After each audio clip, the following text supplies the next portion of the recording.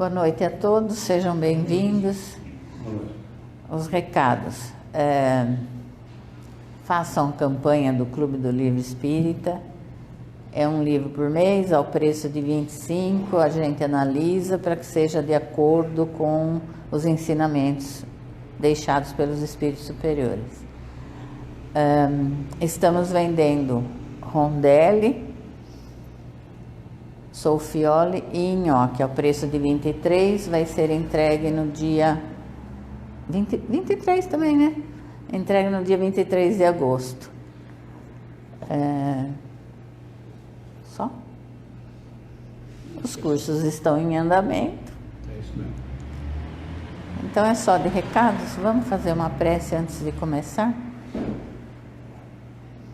Vamos relaxando em nossas cadeiras, mentalizando a figura de Jesus, nosso mestre, modelo e guia, e junto com ele nos dirigir ao Criador, agradecendo pela oportunidade de estarmos aqui reunidos no intuito de aprender sobre o Espiritismo, agradecer a presença de todos, encarnados e desencarnados, e que a gente consiga colocar em prática no nosso dia a dia tudo que for aprendido aqui. Que assim seja.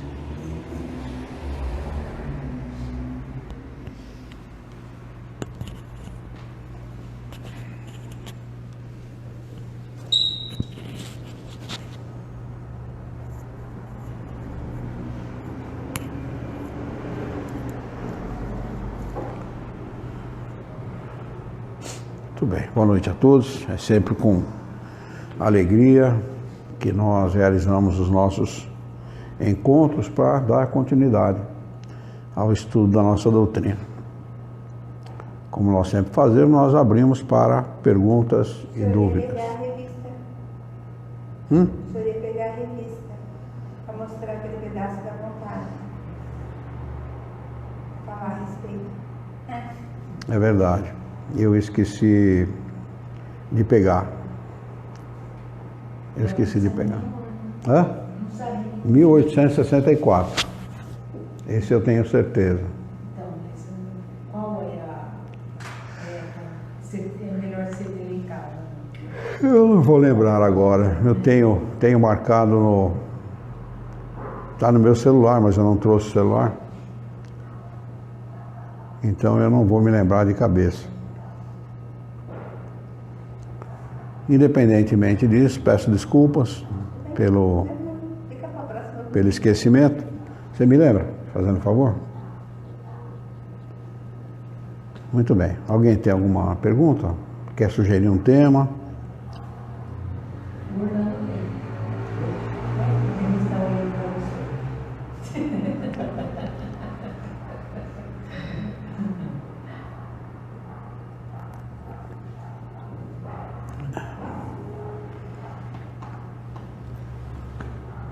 Lembranças que a gente tem de vida passada, assim. Lembranças de vidas passadas. Bem, é possível nós termos essas lembranças. Normalmente elas não são claras, elas surgem para nós como intuição, como pensamento íntimo, não é? E alguma dúvida específica sobre isso? Não? É isso que os espíritos ensinam, não é? Que nós não perdemos nenhuma das nossas aquisições ao longo das encarnações. Então tudo que nós acumulamos de conhecimento é nosso, pertence para nós. E cada encarnação que nós fizermos aqui na Terra ou em outro planeta, nós teremos a posse desses conhecimentos, exceto quando um conhecimento como esse possa nos atrapalhar numa encarnação, possa não ser adequado para aquela encarnação. Mas normalmente a gente tem esse conhecimento, acaba utilizando esse conhecimento como intuição, né? É por isso que muita gente demonstra aptidões que são inexplicáveis, né?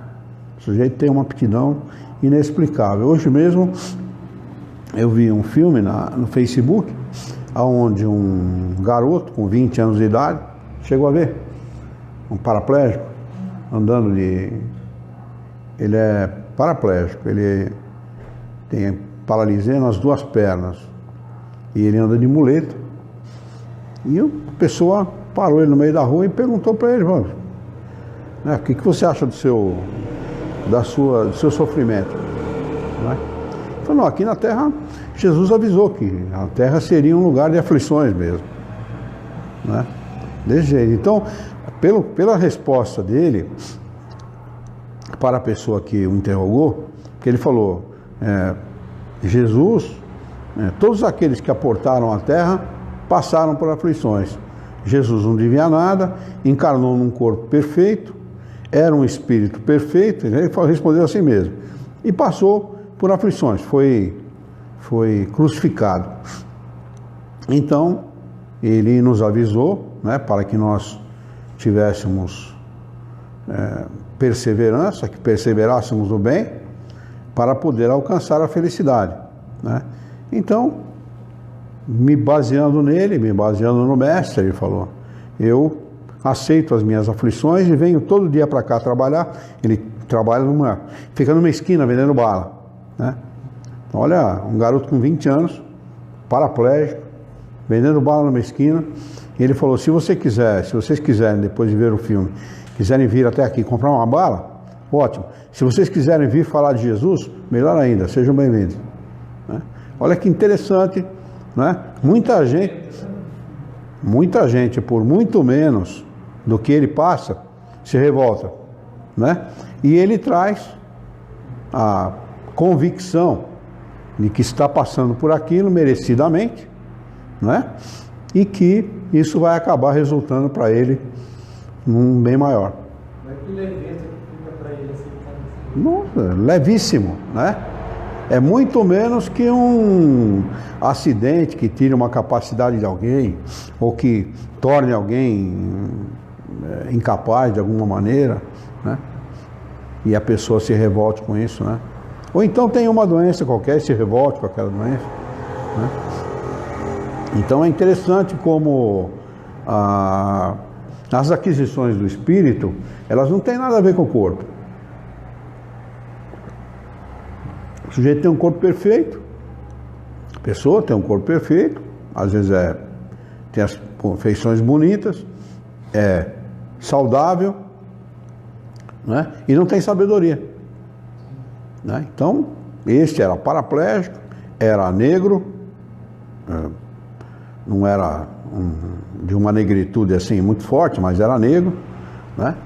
E uma feição calma, tranquila, respondeu com toda a calma, com toda a tranquilidade para a pessoa que estava conversando com ele, demonstrando claramente que isso vamos dizer assim, é pensamento dele que ele não adquiriu nessa encarnação, com certeza. É pensamento que ele traz de antes de encarnar. Ele aceitou aquela, não sei se a gente pode chamar de expiação, mas acho que uma prova, né? E uma prova difícil, né? E não é expiação, porque normalmente a expiação provoca reclamação, né? Quem passa por expiação muitas vezes reclama, né? E esse estava passando por uma prova difícil, tranquilamente resignado, né? Tem pessoas diferentes, né? É porque ela esquece totalmente quando reencarna? Não. Às vezes pediu uma prova maior do que a sua capacidade de realização, né? Porque a prova ela tá sujeita às decisões do espírito, né? Ele recebe orientação do seu espírito guia, de espíritos superiores e tal, mas ele pode aceitar ou não essa sugestão. E às vezes parece leve, quando a pessoa está encarnando, você percebe, nossa, não percebe nada, e a pessoa está ali como se fosse. Mas depende de como cada um encara, né? Esse é o problema. Porque fica sempre ao arbítrio da pessoa. Tem pessoas que, por exemplo, por terem uma doença qualquer, para a qual ela é obrigada a ficar internada, não é grave, mas ela é obrigada a ficar internada, passa lá por uma cirurgia leve e tal, ou qualquer coisa do gênero, já se revolta, não aceita, né? Não tem nenhuma resignação diante da prova, né? Os espíritos ensinam que isso é muito prejudicial. A resignação, ela é fruto do conhecimento, ela é fruto do desenvolvimento desse conhecimento, né? O conhecimento é que traz resignação para o espírito. O espírito que é bruto, né, que não tem conhecimento, ele não é resignado. Normalmente o espírito que se revolta é ignorante e, por consequência da sua própria ignorância, ele não se resigna a aceitar, porque ele não entende, ele não compreende as razões pela qual ele sofre, as razões pela qual ele está vivendo nesse mundo, porque o mundo é desse jeito, porque ele tem que passar por aquele problema, por aquelas aflições, por aquele sofrimento, e não aceita. Essas pessoas que parecem trazer consigo lembrança de encarnações passadas, é porque ela foi pouco tempo na cidade, né? Por isso. Que traz lembranças do passado? Não, nós todos trazemos. O que você... Uma cidade bem longa, né? Não dá para lembrar. Não, mas não é questão de... A lembrança para o espírito não é questão de maior tempo ou menor tempo em erraticidade, não. O que o espírito demonstra quando ele reencarna mais ou menos rapidamente são as tendências, a personalidade da última encarnação. É sempre da última, né? Sempre da última. Quando ele fica mais tempo em estado de erraticidade, aquilo que, vamos dizer assim, mais ou menos se dilui. Entendeu? E ele vai, ao reencarnar, ele vai receber a influência da família. E ele vai moldar o seu caráter, a sua personalidade. Você falou do pai do senhor, né, que reencarnou, né? Isso, exatamente. Lembrando, Demonstra claramente que ficou pouco tempo ali, né? ficou pouco tempo, 6 anos, em estado de erraticidade. Então ainda é forte, né? No espírito as tendências da última encarnação. E mesmo a maneira de agir, né? Ele reencarna na mesma casa que ele desencarnou. Então você vê o quanto isso tem peso, né? Entre as mesmas pessoas que ele desencarnou. Ao passo que aquele que fica muito tempo em estado de erraticidade, ele não perde em memória, né? Mas acaba como que diluindo essa maneira de ser. Porque ele aprende, ele toma conhecimento de outras coisas e ele acaba moldando a sua maneira de ser, moldando o seu caráter de forma diferente. Mesmo depois de encarnado, ele vai moldar o seu caráter, a sua personalidade, a sua maneira de ser, a influência da família na qual ele está reencarnando. Então, não mostra muito o que ele foi numa outra encarnação. Aparece, a sua personalidade vai aparecer, sua maneira de ser, aquela parte mais forte do seu caráter, vai aparecer na fase adulta. Que é onde ele vai Onde, pensar mesmo, né? onde ele vai trazer ele se liberta da família, não estou falando do nosso planeta, né? Nos outros eu não sei como é que é, mas no nosso planeta ele vai se libertar da família, o homem vai se libertar da família com 24, 25, 26 anos, que vai casar, vai formar a família. Vai formar a família dele. Então é onde aparece a personalidade na sua íntegra. O que ele é, né? A sua maneira de ser, o que ele pensa realmente, né? Se livra um pouco da influência da família e tal, né? Mas a memória ele não perde, que é a memória do espírito, né? Tanto assim que ao desencarnar, nós tomamos posse da lembrança de todas as outras encarnações. A posse é imediata. Flashback é por conta de quem gosta do programa de música, né? Também, né? Porque a pessoa ela casa de alguma forma, fica a influência dos pais que ela aprendeu, a educação, as coisas assim. Depende de quanto essa educação pesou na formação do caráter e da personalidade. Depende muito. Além dele, sozinho tem também a influência. Depende muito. Ele tem a sua maneira de ser e a sua personalidade, mas ele vai receber uma influência da família. Então, conforme o peso dessa influência, ele vai moldar o seu caráter, a sua personalidade a essa influência. Apesar que a família também foi preparada para esse espírito também, né? Exatamente. É por isso que a educação É por isso que esse período da infância, onde o pai e a mãe têm muita ascendência sobre a criança, é muito importante. Porque ali é que se vai moldar o caráter e a personalidade da criança. Quando chegar as más tendências do passado, na fase adulta, ele vai ter uma segurança maior baseando a sua maneira de pensar na educação que recebeu.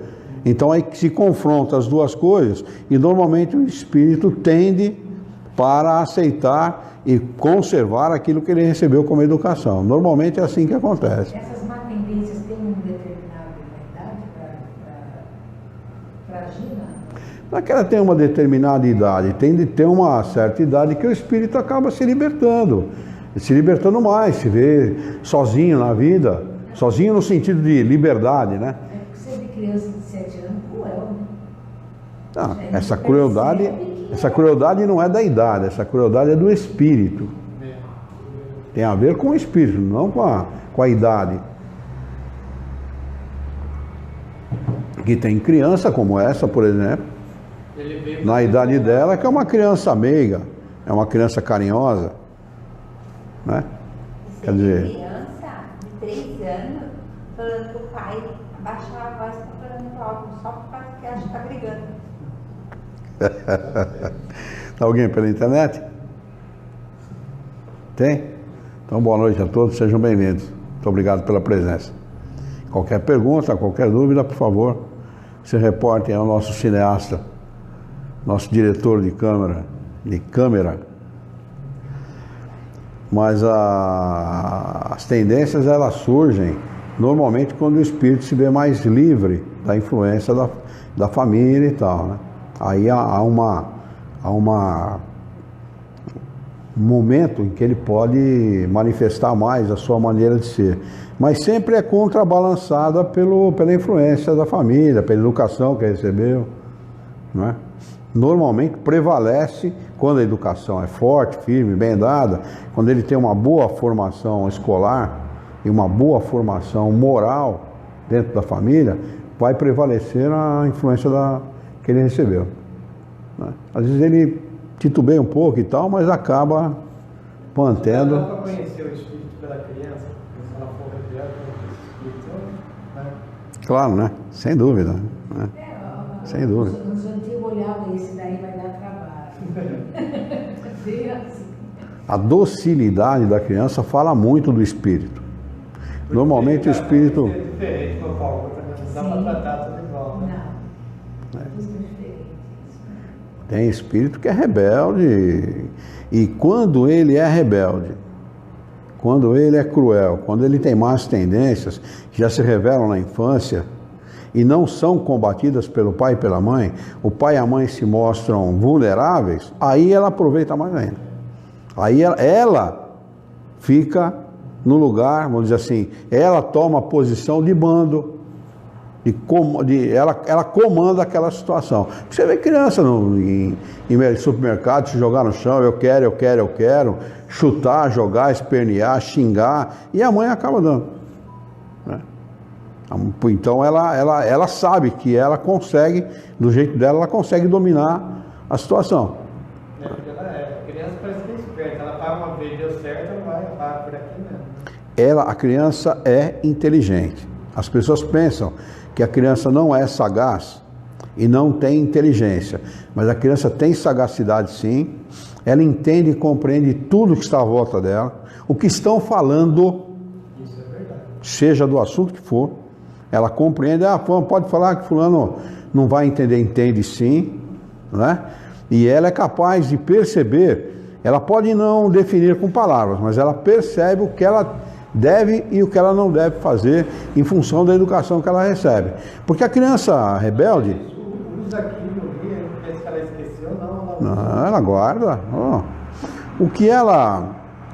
A criança rebelde, ela vem em famílias onde o pai e a mãe cedem àquela rebeldia, né, para não ver chorar, não ouvir choro, não criar problema entre o marido e mulher. Às vezes cede, outro não quer ceder, então aquele que não quer ceder acaba cedendo para não arrumar problema com o outro e tal. Então, ele vem em todo tipo de família. Agora, na família que é austera, eles dobram ele. Eles dobram. De um jeito ou de outro, acaba dobrando. E é esse tipo de educação que o espírito rebelde precisa mesmo. É esse tipo de educação. O que ele vai fazer na fase adulta é problema dele. Mas na primeira infância, o que ele tem que receber é uma educação austera, para mostrar para ele que os limites existem e que ele precisa se dobrar aqueles limites. Quem manda é o pai e a mãe, né?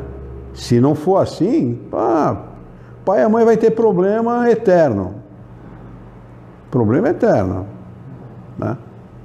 Quando era a mãe, antigamente, hoje em dia já não é mais assim. A mãe era a que fazia o jogo de cintura ali. A criança, até um limite da hora. Daí passava e voltava seu pai, porque o pai não tinha, o pai já era bravo mesmo. Então era essa a ameaça. Acho que está bem diferente. Você está falando aí de um tempo que eu também vivi, aquele tempo que a mãe ficava em casa e o pai estava ausente, né? Então o pai era a figura, né? A figura do homem, do ser austero e tal. Porque a mulher é naturalmente mais dócil mesmo, né? A mulher é naturalmente mais terna, né? Com os filhos, né? Tem uma tendência a usar de mais ternura com os filhos mesmo, pelo próprio caráter do sexo feminino, né? É natural. Então ela se apegava nisso, né? Se você me desobedecer, eu conto pro teu pai e tal, e a coisa vai pegar pro teu lado. E aí, normalmente a gente temia mesmo, porque... E às vezes nem era nada disso. Nem era nada disso. Precisava usar como um freio, né? Para poder conter a molecada. Ainda mais homem, né? Homem é uma raça que não vale nada, né? Não é moleque. Moleque é virado no cão. Eu falo se meu pai soubesse 10% do que eu aprontava. Eu não sabia. É verdade. Pois é. É preciso ter sabedoria para educar. Dar educação a uma criança. As pessoas... Eu conheci gente que se olhava na pessoa e falava assim, não sabe escrever o nome. Mas era de uma austeridade, de uma moralidade, de um comportamento que criou, naquela época se criava 8, 10 filhos, né? A família do meu pai, por exemplo, uma família de 15 filhos, 13 vivos. Pai e a mãe eram soberanos na casa. A autoridade era soberana, não tinha conversa. Sabe, olha que não é brincadeira, 13 filhos, hein? Tem gente que tem 1, tem 2, já sofre que nem boi embarcado, né? Eles tinham 13 vivos. 9, 8 homens. Não é brincadeira também, não é brincadeira. Né? Minha mãe contando semana passada que o meu avô, pai do meu pai, com 17 anos ele foi preso, né? Porque ele matou o tio dele. Porque ele viu o tio dele pegando um molequinho tipo de 7 anos, e socando bebida. O menino, sabe, fazendo o menino beber até cair. E ele não suportou aquilo lá e foi pra cima do tio e acabou matando o tio. Foi preso, eu acho. Que idade? Meu avô tinha 17. Saiu com 25. Mas ele matou o tio dele por estar fazendo aquilo pra criança. Não sei se isso é errado, mas tudo que ele teve, né? Uma atitude. Bom, não dá para julgar assim, não dá. Julgar nem certo nem errado. Não dá para julgar assim, falando assim, não dá para julgar, né? Mas. Mas ele fazia isso com as crianças, então não era uma pessoa boa também. É complicado. É problema. Vamos lá, pergunta. Tem alguma pergunta aí? Não? Perguntas? Alguma dúvida? Sugestão de tema? Ficou bem esclarecido. Ficou? Legal. Sugestão de tema? Alguém tem algum? Não? Então vamos lá, abrir aqui ao acaso. Questão 563 do Livro dos Espíritos, capítulo 10º, livro 2, capítulo 10º, ocupações e missões dos Espíritos. Vamos pegar lá no início desse capítulo, que é um capítulo muito interessante, viu? Porque o que a gente lembra quando começa a ler esse capítulo é que quando o cara morre, fala, nossa, ainda bem, descansou. E ele está falando aqui em ocupação e missão dos Espíritos, né? Quem lê a 558? Os Espíritos têm outra coisa a fazer que melhorar-se pessoalmente?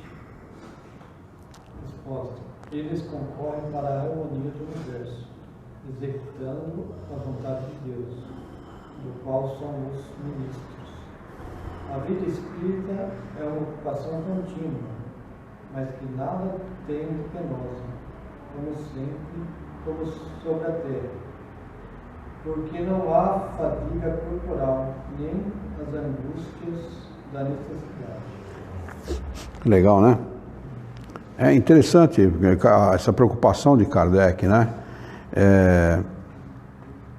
Se os espíritos têm outras coisas a fazer, ou somente melhorar seu próprio espírito, né? Eles dizem, eles concorrem para a harmonia do universo, executando a vontade de Deus, do qual são os seus ministros, ou os ministros, né? E eles não estão dizendo aqui, os espíritos superiores, os espíritos puros concorrem para a harmonia do universo. Todos concorrem, independentemente de estar praticando aquilo que a gente chama de mal ou de bem, não é?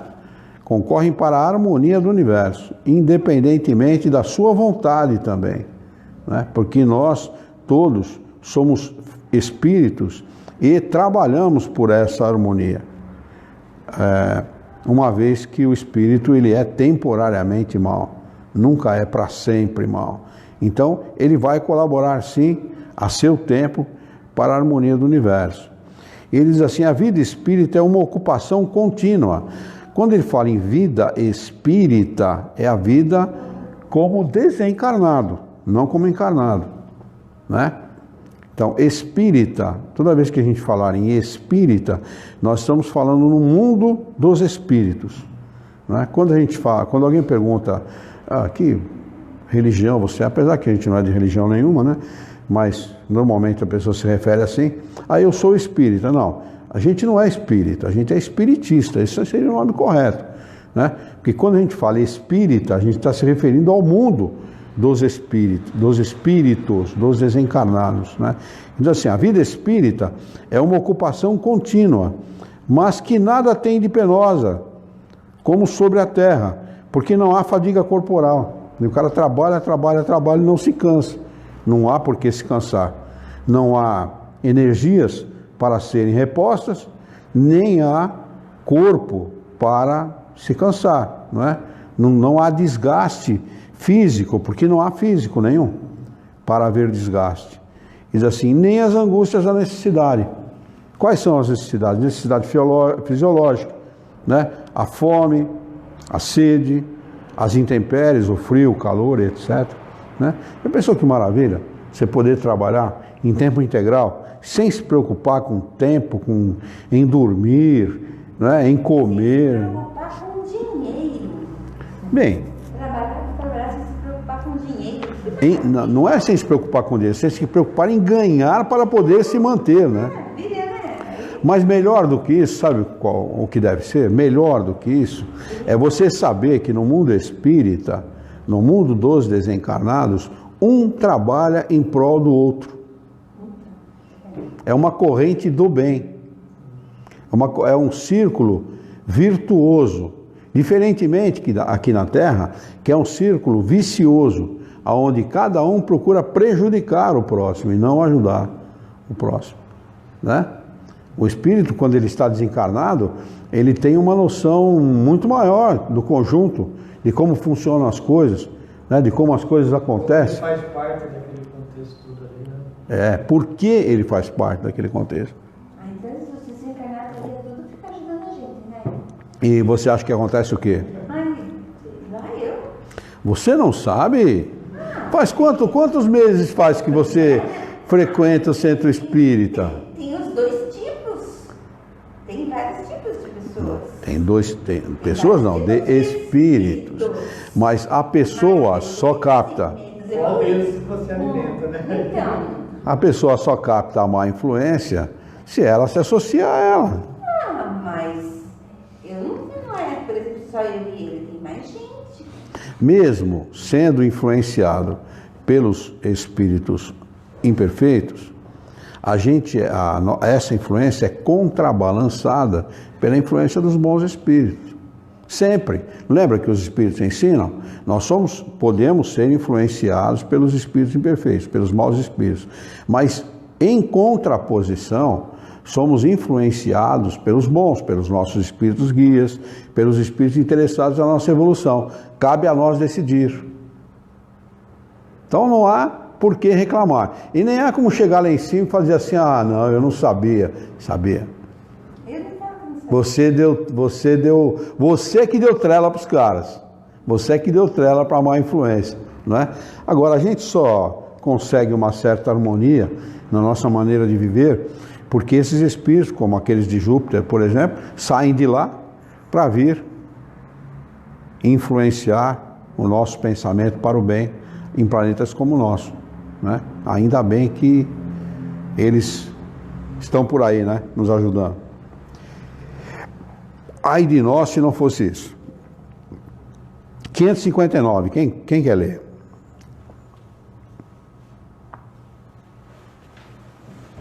Mateus? Então vai.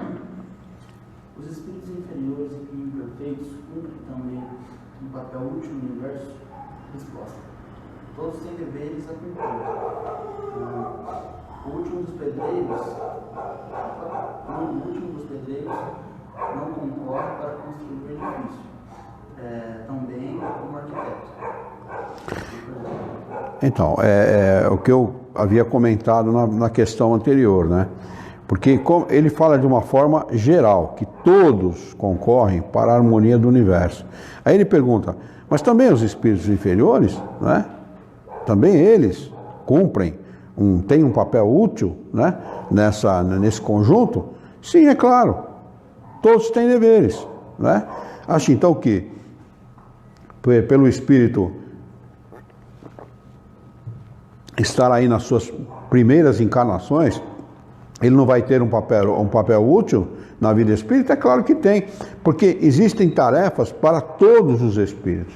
Quem promove, por exemplo, os efeitos geológicos, os efeitos das intempéries, por exemplo, vento, chuva, né, trovão, maremoto, terremoto, quem provoca são esses espíritos, liderados por espíritos superiores, por espíritos mais avançados que eles. Mas quem faz esse trabalho bruto, vamos dizer assim, no mundo espiritual, são esses espíritos. Então todos têm atividades úteis, não é? Ninguém chega a ser arquiteto numa encarnação se não foi pedreiro numa anterior, né? É bom que se diga isso. Ninguém dá salto, né? A nossa evolução, o progresso do espírito não dá saltos. O progresso é lento, né? Ele não acontece de uma vez, de uma hora para outra. Vivendo as experiências, né? Tem que viver as experiências para chegar no... Tem que viver todas as experiências e adquirir todos os conhecimentos que aquele mundo oferece, né? Então, certamente, quando o espírito já é um espírito superior, um espírito que chega no mais alto grau da sua evolução, é porque ele já passou por todas as fases como nós estamos passando. E como tem irmãos nossos que não alcançaram a nossa fase ainda, né? Estão na fase lá de espíritos primitivos, né? E vão chegar na fase em que nós estamos, por exemplo, né? Dizem os espíritos superiores que um espírito que está no mundo primitivo, por exemplo, para eles, acender a possibilidade de encarnar no mundo como o nosso é um sonho. Eles têm isso como um sonho. A gente acha que não é, a gente está no pior dos mundos e tal, não é nada disso não. Isso aqui é oportunidade. É oportunidade. Ah, mas tem muita coisa acontecendo de ruim. Acontece de ruim se você permitir, não permita. Não é? Se cerque de coisas boas. Vocês já devem ter notado, são pessoas inteligentes, devem ter notado. As pessoas boas se cercam de coisas boas. Não é? As pessoas que agem de maneira equivocada acabam atraindo, por força das coisas, por força da sua maneira de agir, coisas ruins para perto dela. Pode perceber, muda, a pessoa começa a agir de forma equivocada, mudam as companhias, mudam as amizades, as amizades boas se afastam, porque começam a perceber que não está agindo de maneira adequada, não é? E aqueles que agem da mesma maneira se aproximam, não é? O inverso também é verdadeiro. A pessoa se esforça no caminho do bem, ela acaba atraindo para próximo dela, do ponto de vista material e do ponto de vista espiritual, espíritos que querem ver o seu progresso, que torcem pelo seu sucesso, e os seres encarnados que, de alguma forma, também percebem, não é, o esforço daquele espírito encarnado e tentam auxiliá-lo. E é assim mesmo. 560. E ela está sem óculos? Os espíritos têm, cada um, atribuições especiais? Resposta. Isso quer dizer que todos nós devemos habitar em toda parte e adquirir o conhecimento de todas as coisas, presidindo sucessivamente a todos os componentes do universo. Mas como está dito no Eclesiastes, há um tempo para tudo. Assim, tal cumpre hoje seu destino nesse mundo. Tal outro cumprirá ou cumpriu em outra época sobre a terra, na água, no ar, etc. Essa resposta ela tem um alcance muito grande, né? Ela tem um alcance. O que ele está dizendo aqui, a abrangência da resposta é muito grande, porque ele diz assim: todos os espíritos indistintamente passarão por todos os reinos. Por todos. É o bíblico, é. Passarão por todos os reinos. Se já passou, está adiantado porque já passou. Mas se não passou, vai passar. Não é? Isso que a gente estava comentando agora há pouco. Não tem salto. Né? O salto qualitativo e quantitativo se dá quando o espírito se conscientiza da necessidade da prática do bem. Aí ele dá uma esticada grande no campo do... Ele já entendeu aquilo ali. Já entendeu, mas ele já vivenciou situações que o levaram a amadurecer nesse sentido. Por isso que ele decide pelo bem. Ele decide pelo bem por conta disso, porque ele já tem experiência no caminho que lhe trouxe de sabores, que lhe trouxe sofrimentos. Então ele decide pelo caminho do bem, porque ele não quer viver mais aquilo que ele já viveu. Né? Ele não quer mais saber daquele caminho que lhe trouxe sofrimento, que lhe trouxe angústia, que lhe trouxe de sabores. Como esse garoto que eu citei agora há pouco, né? Olha que interessante, a resposta dele é bem tem bem a ver com isso que a gente está comentando agora. Né? É um espírito que está encarnado, ele sabe o valor do corpo dele, embora seja um corpo limitado, e ele sabe a oportunidade que ele está vivenciando, que ele está vivendo, a oportunidade que ele está tendo de se redimir daquilo que provavelmente deve ter feito errado. Né? Para vir paraplégico, né? O que ele deve ter feito numa outra encarnação? Qual foi a sua atitude, os seus equívocos, o que ele fez, quais os caminhos que ele caminhou para poder pedir uma encarnação dessa forma, né? Pedir para vivenciar uma situação que o limite dessa maneira, né? A gente fica imaginando e fala assim, pois a gente tem um corpo perfeito, né? Nós pensamos de maneira fácil, nosso raciocínio é lógico, nós temos inteligência, nós somos capazes de entender, de compreender, não é? E às vezes, mesmo assim, a gente comete equívocos que jamais a gente deveria cometer. Erros que jamais. A gente muitas vezes é frio com o sofrimento alheio, não é? É frio com o sofrimento de pessoas que estão à nossa volta, não se importa com o sofrimento dos outros, ou mesmo com o sofrimento de um animal, né? Porque haverá um dia no nosso planeta em que o homem vai se importar com o sofrimento de todas as criaturas, indistintamente, mesmo dos animais. Porque enquanto houver uma criatura sofrendo na Terra, nós não seremos felizes. Que dirá um irmão nosso jogado num frio como nós estamos vivendo, ou então com fome, ou com sede, né? Ou desabrigado. Morreu um em São Paulo essa semana agora, que a moça estava relatando. Ele estava metade do corpo coberto e com um pano por cima, um pano meio leve, não era uma coisa, estava bastante frio, e outra metade estava na chuva. Então, a metade que estava na chuva, que estava tomando chuva, congelou. Ficou rígido, de frio. E ele morreu por conta disso. Geralmente porque ele não percebe, porque geralmente está embriagado. Está embriagado. Normalmente toma. Mas o efeito do álcool passa rapidamente. Né? Então, para se manter aquecido, ele precisa beber o tempo inteiro. Né? E manter o sangue circulando rapidamente, para ter aquela sensação de calor.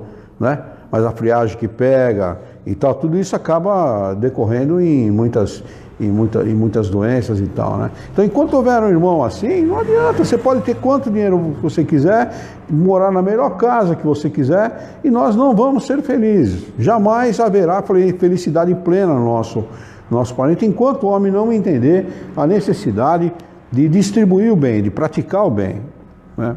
Só mostra o quanto nós estamos longe disso. Quanto nós estamos longe ainda de decidir pelo bem, né? Tem uma pergunta. Podemos enxergar o Brasil como uma grande escola de espíritos rebeldes? Não, o mundo sim. O Brasil, particularmente, não tem nenhum, vamos dizer assim, nenhum atributo especial para ser um país à parte. Isso está muito, provavelmente essa pergunta está ligada àquele livro Brasil, Coração do Mundo e Pátria do Evangelho. Esse é um tipo de ufanismo bem próprio de país como o nosso, né, que acha que é melhor que os outros e tal. A verdade é que o brasileiro ele é realmente mais solidário, ele é um povo diferenciado, né, mas ao mesmo tempo que é solidário é irresponsável, né? Então, e nós estamos vivendo um momento que mostra bem, né, um momento político, a nossa sociedade está vivendo um momento que mostra bem claramente o quanto nós estamos ainda distante das grandes civilizações, dos homens realmente civilizados, né? Basta dizer que o país mais criticado do mundo, por ser o país mais rico, né? E mais ligado a coisas materiais do mundo, que é os Estados Unidos da América do Norte, o número de voluntariado lá é muito maior do que o nosso. É muito comum as pessoas darem 1 hora por semana, 2 horas por semana como voluntário em instituições nos Estados Unidos da América, e aqui é muito raro você ver isso, né? Então nós não temos virtude nenhuma não. Se a pessoa fez a pergunta nesse sentido, eu não acho que a gente é privilegiado coisa nenhuma. Nós temos a felicidade, talvez, de... É contrário, né? Porque grande escola para espíritos rebeldes. Se ele reencarna aqui, é que ele vai... Aí que ele vai ficar mais rebelde ainda, né? Porque... Território fértil para ele. É um solo fértil para ele colocar em prática a sua rebeldia, né? Então, imagine você se... A pergunta: podemos enxergar o Brasil como uma grande escola para espíritos rebeldes? Não, o mundo é uma grande escola para espíritos rebeldes, porque aqui... Não dá para falar de um país. Não dá para falar de um país só. O nosso mundo... Cada país assim, até porque porque você pega a Europa, já tem civilização muito antiga lá, então eles vão se adiantando, né? A gente está no começo. E a gente? E é Um país de 500 anos só. Um país de 500... raça. A miscigenação de raça, mas os Estados Unidos da América do Norte... Então, mas os Estados Unidos da América do Norte também a miscigenação de raça é tão grande quanto a nossa. O fato é que o caráter do povo brasileiro, a personalidade do povo brasileiro é que fez o nosso país aquilo que ele é. Pega os Estados Unidos da América do Norte, o que eles decidiram sempre? Qual foi sempre o pensamento que orientou a sociedade norte-americana? Para falar daqueles que a gente mais conhece. Liberdade. Liberdade.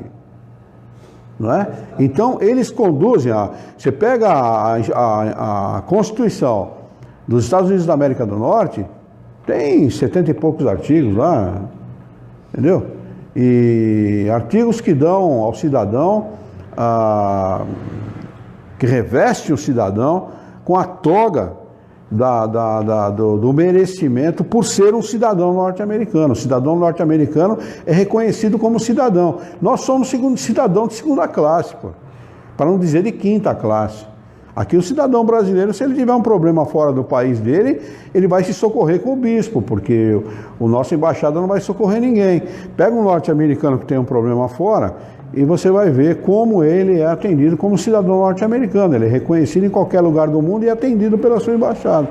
Isso já demonstra claramente quanto nós estamos atrasados como sociedade, não é?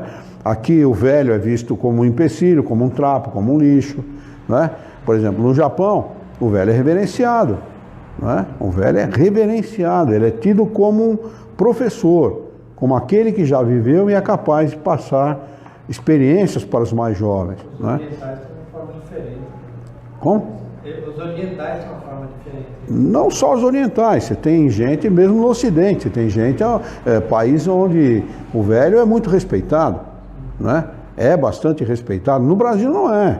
Não é? Então nós somos uma sociedade realmente de espíritos libertários, eu acho, sabe? Eu acho que essa é a palavra, né? Espíritos que não se importam muito com o próximo, embora haja uma certa solidariedade, porque a solidariedade ela está mais presente na desgraça do que na alegria, né?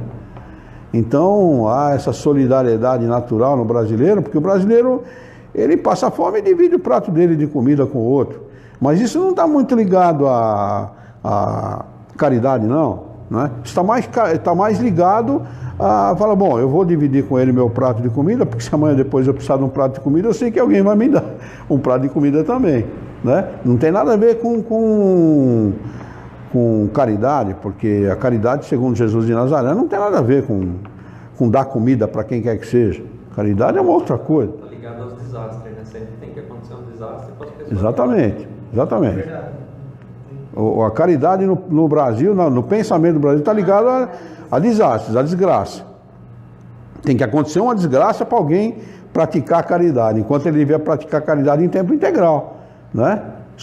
Ser solidário com os outros em tempo integral, né? E agir como pede Jesus de Nazaré, e não distribuir sopa debaixo de viaduto e nem cesta básica. Isso não é caridade, isso é obrigação social, a gente está careca de saber disso, né?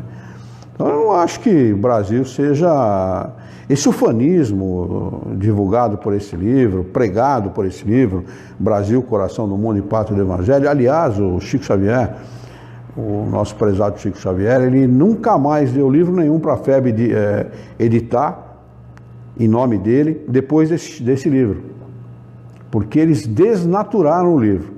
Ele escreveu uma coisa e eles simplesmente desnaturaram o livro. Escreveram coisas lá que não tinha nada a ver com aquilo que o Chico recebeu psicograficamente. Então, esse é um dos detalhes, por exemplo, né? E é ufanismo mesmo, esse negócio de dizer, não, Brasil, coração do mundo e pátria do evangelho, coisa nenhuma. Isso aqui não é pátria do evangelho, coisa nenhuma. O brasileiro, não, se ele entendesse melhor o Evangelho de Jesus, ele não seria cristão segundo as religiões cristãs, né? Primeiro ele seguiria o Evangelho puro de Jesus, sem seguir as religiões cristãs que não são cristãs, né? São religiões que não são cristãs, essa que é a verdade, são religiões materialistas, né? Que utilizam o nome de Jesus, utilizam o Evangelho de Jesus para ganhar dinheiro em cima do nome dele. Essa é a realidade. Então o brasileiro está muito ligado a isso, muito ligado à religião. Essa é a cultura que veio de outros lugares, não é Brasil, né? Não, mas isso não justifica. Isso não justifica. É o caráter do povo, é o caráter do espírito que aqui encarna. Os sociólogos, os que estudam o modo de agir das pessoas, né? Tem uma outra ciência, não é só o sociólogo, tem uma outra ciência que estuda isso também, agora me falha a memória. Eles, pelos estudos que já fizeram até hoje, dizem que no Brasil nascerá a sexta raça. Dessa miscigenação de raças surgirá uma sexta raça. São 5 raças no mundo, né? Conhecidas, né? São 5 raças, né? Conhecidas. Então, nascerá dessa miscigenação toda, desse balaio de gato que é o Brasil, né? Nascerá a sexta raça humana, né? Porque realmente aqui não há hegemonia de pensamento, aqui não há hegemonia na cultura, aqui não há hegemonia de forma nenhuma, hegemonia nenhuma. Isso prejudica muito o país. Prejudica bastante, porque não há unidade, né? Unidade de pensamento. Tá bom. Boa noite, boa noite. Cada estado tem parece que uma cultura e povos diferentes, né? É muito. No norte, lá você parece que você está em outro país. E no sul é muito comum falar em separar do Brasil, né? Em separar do Brasil, porque eles se acham melhores e tal. Quer dizer, então não há unidade de pensamento. Se houvesse uma união maior, que é isso que está buscando o nosso governo agora, unir o povo, né? Unir o sentimento, unir a maneira de pensar, ideal, né? Criar um ideal brasileiro, né? Você acaba mudando a cara dessa situação, né? E precisa mudar mesmo. O que tem de sobra o americano. O que tem de sobra o americano. É muito. Eu queria que se separasse São Paulo do resto do Brasil. Então, quer dizer, De dinheiro, seria melhor se fizesse o nosso paísinho São Paulo. mas São Paulo seria um dos países mais ricos do mundo. Um dos mais ricos. Ele fabrica de agulha, São Paulo fabrica de agulha avião. Enquanto os outros só atrapalham. Não, aí é que tá. De um corpo canceroso, você não estipa. Se ela tiver câncer na perna, você não estipa a perna. Você tenta salvar. Porque dá para fazer de outros estados, né? Exatamente. Os outros estados, por exemplo. É o contrário disso. Olha o que é a nossa. Olha o quanto é atrasada a nossa cultura. A nossa cultura é tão atrasada que acaba se omitindo diante dos problemas, se omitindo como cidadão, se omitindo diante da responsabilidade que tem em relação ao país. O presidente, não sei se foi o presidente ou o ministro das Minas e Energia, que estava dizendo que Roraima está sentada em cima de uma das maiores fortunas do mundo, Roraima, que é um dos lugares mais atrasados do Brasil. Eu não lembro que tipo de minério que tem lá, mas é um minério que vale muito. E é um lugar que deveria ser explorado, como é, por exemplo, no sul dos Estados Unidos, lá Arizona, até porque tem as paisagens lindas em Roraima. Exatamente. Ninguém fica sabendo. Não tem riqueza nenhuma, é miserável, o povo é miserável, certo? Vive uma vida miserável e nós nos omitimos. Até muito pouco tempo atrás a gente era totalmente omisso em relação, por exemplo, o que o Brasil se atinha, dava importância a quê? Futebol. Por isso que a maior riqueza é o conhecimento, né? Não adianta você ter lá, né? Porque você não tem conhecimento. Exatamente, né? Então, quer dizer, nós estamos muito longe de ser um país privilegiado, onde os espíritos são melhores que os outros, pelo contrário, ou onde nós teríamos condição de cuidar de espíritos como esses citados pela pessoa que fez a pergunta, espíritos rebeldes e tal. Não acho que não, acho que a gente está muito mais para omisso, ou seja, para incentivar a rebeldia do que propriamente para corrigir a rebeldia, não é? Responsabilidade. Falta muita responsabilidade. Enquanto o nosso país cultivou o ensino escolar baseado no ensino europeu, era melhor. A partir do momento que nós adotamos outro modo de ensinar, o nosso país piorou. Nossa, a escola hoje está tem um feriado na quarta de emenda. Que isso, né? É um absurdo. Quem decide é o governo. Os professores. Nossa escola é depósito de criança. Nada mais. Criança no ginásio escrevendo totalmente errado. Nossa. Não, o Alckmin foi fazer uma mudança no segundo grau, aí fizeram uma grevezinha e voltou para trás. Eu lembro do meu ano, quando eu fui para a oitava série, mudou, fecharam o Túlio, veio todos os alunos do Túlio para cá. Normal. Começou o ano com os alunos lá do Túlio, ninguém falou nada. Agora hoje em dia não, eles mandam, fecha a escola e o governador volta atrás, porque os alunos estão bravos. Vai para frente assim. Não, desse jeito não. Então precisa mudar muita coisa. Lamentavelmente, nós não somos ainda um país que o livro O Brasil, o Coração do Mundo e Pátria do Evangelho gostaríamos que nós fôssemos. Ainda estamos muito longe disso. Muito bem, 9h07 passado, eu acho que a gente pode encerrar, se não houver mais nenhuma dúvida, mais nenhuma pergunta. Nós podemos encerrar. O que vocês acham? Devemos encerrar? Vamos então elevar o nosso pensamento. Vamos mentalizar o nosso Mestre Jesus, Ele que é o modelo e guia da humanidade, e juntos com Jesus nos dirigir ao Criador, ao Senhor da vida, fonte inesgotável de paz, de amor, de bondade, de misericórdia e justiça, para agradecê-lo muito pela oportunidade de aqui estarmos reunidos em seu nome, para discutirmos a vida à luz da doutrina dos Espíritos. Queira a vossa bondade, Senhor, o vosso amor, que tenhamos bom ânimo, coragem, determinação, ideias renovadas, alegria de viver e muito entusiasmo para que nós possamos trabalhar, sermos úteis à sociedade em que vivemos e dessa forma dignificar a vida. Dá-nos ainda a coragem necessária para que nós possamos orientar a própria existência por um profundo e sincero respeito pelo nosso próximo. Que o teu amor possa alcançar a todos os nossos irmãos em humanidade, os nossos irmãos enfermos, os aflitos, os desesperados, os oprimidos, aqueles que estão jogados pelas ruas, pelos nossos irmãos que têm compromisso com a segurança no nosso país, com aqueles que têm compromisso com a política, com o combate à corrupção, ao crime, aqueles que têm compromisso com a educação, enfim, aqueles que comandam o nosso país e, sobretudo, o nosso povo. Que o teu amor alcance a todos, envolva a todos, fortaleça e ampare a todas as pessoas.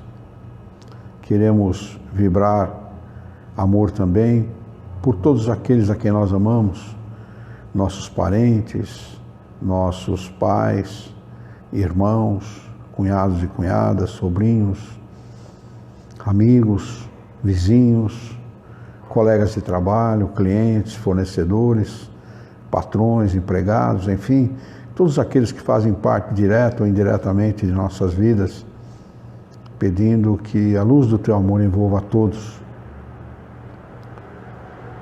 Queremos vibrar pelos nossos lares, mentalizando a entrada de nossas casas, os corredores, as salas, os quartos, os banheiros, a cozinha, os fundos, pedindo que os bons espíritos nos acompanhem nessa incursão mental, que possa ser retirado dos nossos lares os fluidos malsãos e depositado no seu lugar os sãos, pedindo que haja paz, entendimento, fraternidade, amor, respeito, fidelidade de pensamentos e atos entre nós e aqueles a quem nós amamos. E finalmente nós te pedimos por nós mesmos. Ajuda-nos, Senhor, a seguirmos pela vida e pautar a nossa existência pelos ensinamentos dos bons espíritos. Auxilia-nos, Senhor, a entender a moral de Jesus, a segui-la e a praticá-la no nosso dia a dia. Ajuda-nos a estarmos contigo tanto quanto tu estás conosco. E assim, em teu nome, em nome de Jesus, em nome dos bons espíritos, em nome do nosso diretor espiritual e de toda a sua equipe, nós declaramos encerrada a nossa reunião pública desta noite, e que assim seja.